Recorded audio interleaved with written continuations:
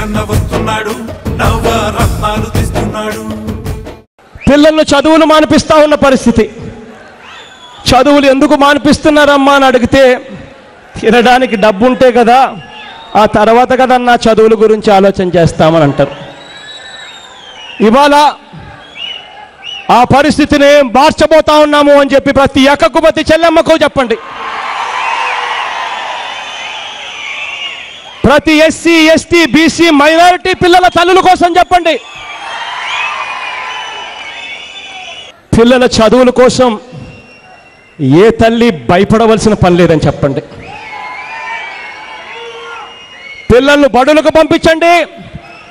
అన్న ముఖ్యమంత్రిగా ఉన్నాడు అని చెప్పండి. 1వ తరగతి నుంచి 5వ తరగతి దాకా పిల్లాడుల తల్లులు బడులకు పంపించండి.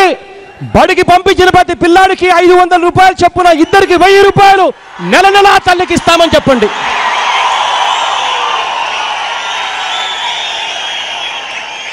ఐదో తరగతి నుంచి 10వ తరగతి దాకా ఒక్కో పిల్లాడికి 750 రూపాయలు చొప్పున, ఇద్దరు పిల్లలకు 1500 నెల నెల ఆ తల్లులకు ఇస్తామని చెప్పండి.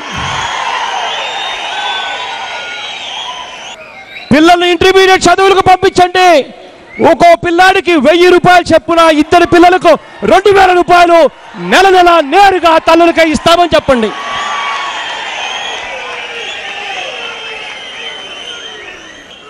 ఆ తర్వాత చదువులకు ఫీజు రీయింబర్స్మెంట్లో మార్పులు చేశాడు అన్నా, ఇక చదువు కోసం భయపడాల్సిన పని లేదు అని చెప్పి అక్క చెల్లెమ్మలకు చెప్పండి.